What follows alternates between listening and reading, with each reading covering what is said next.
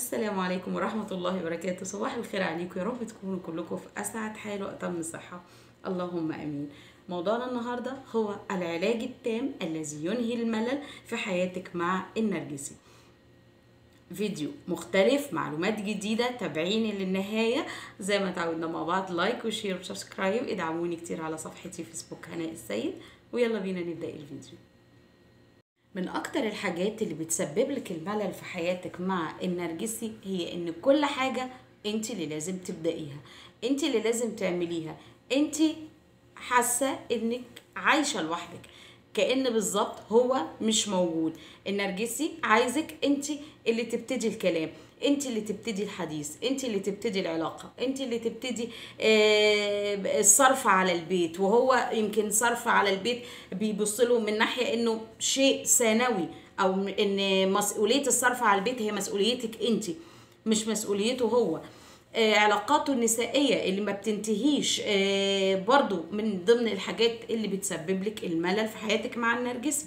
برضو الصمت العقابي، على طول محطوطة في كورنر الذنب، محطوطة في كورنر الضحية، على طول بتتأسفي وبتعتذري على كل سبب، سواء انت تقصديه او ما تقصديهوش. على طول انت عايشة حياة الملل.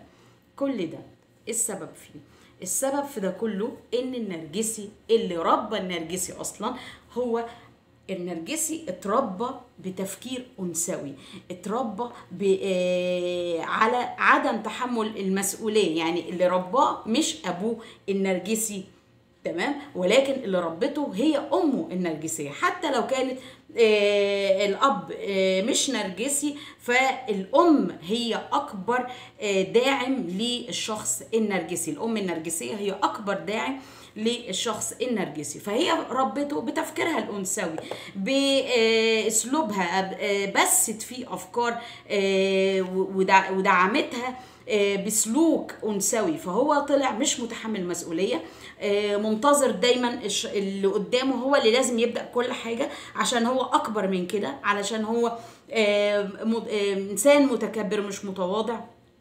فبالتالي تفكير النرجسي هو خالي تماما من تحمل المسؤولية، خالي تماما من الإقدام، من الشجاعة، من الصفات اللي أي راجل المفروض إن هو يتسم بيها.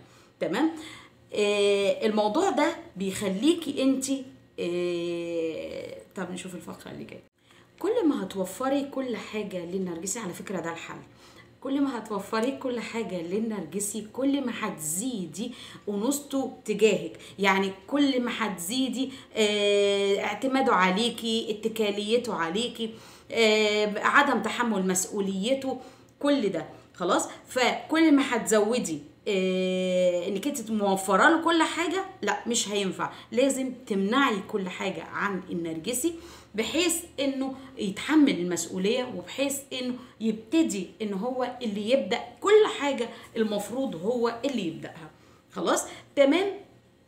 كمان موضوع الاكتفاء الذاتي، كل ما كنت انت مكتفيه بذاتك، بتطويرك لنفسك، باقتناعك بشخصيتك، كل السلبيات اللي النرجسي دايما بيسقطها عليكي انت مش مقتنعه بيها، وانت ماشيه في التراك بتاعك في تطوير نفسك وزياده ثقتك في نفسك، وكل ده بيخلي عندك اكتفاء ذاتي، اشباع نفسي.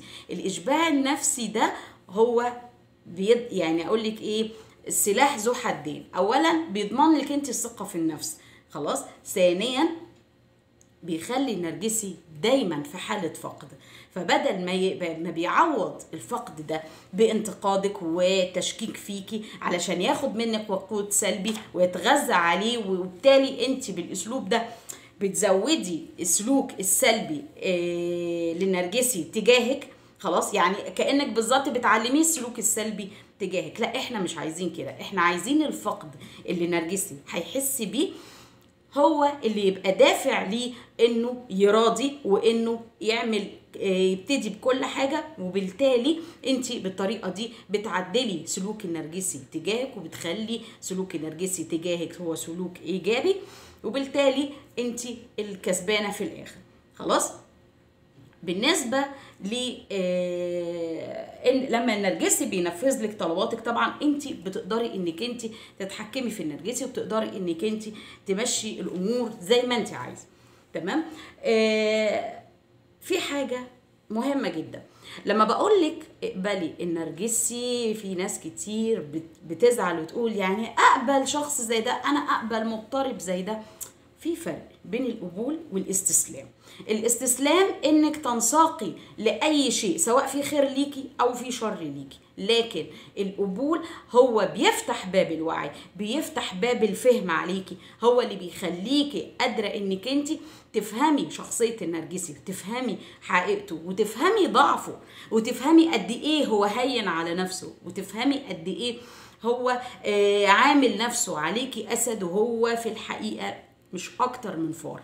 تمام. فبالتالي موضوع انك انت رافضه النرجسي هيخلي بيزود المقاومه، زي ما قلت في الفيديو اللي فات، بيزود المقاومه، وبالتالي بيزيد الالم عليكي، وبالتالي بتبقى المشكله اكبر بكتير. خلاص. ولكن اللي اقصده القبول هو بيفتح باب انك انت تفهمي اكتر، وبالتالي تقدري انك انت تحطي الخطوط الدفاع لشخصيتك وحياتك مع النرجسي، وبالتالي تقدري انك انت تفهمي اكتر النرجسي، وتعرفي ايه اللي تقدري انك انت تعمليه لنفسك، وتعمليه لبيتك، وتعمليه لاولادك.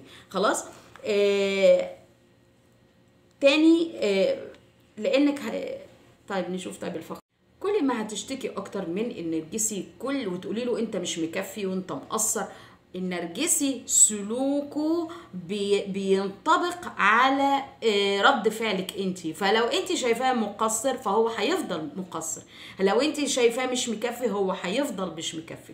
خلاص. فقبولك للنرجسي هيسهل عليك الفهم، والفهم ده هيديكي اقول لك ايه، ساحه انك انت تقدري انك انت تفهميه اكتر واكتر، وبالتالي مش هيصعب عليكي نفسك ولا هتتضايقي من مهاترات النرجسي. بالعكس هيعمل تشافي بشكل لا ارادي، هيعمل فك تعلق بسهوله، لانك هتدركي حقيقه النرجسي، وبالتالي انت مستحيل هتقبلي على نفسك انك انت تبقي مجروحة من شخص هو أصلا منداس عليه، مهزوم، ضعيف.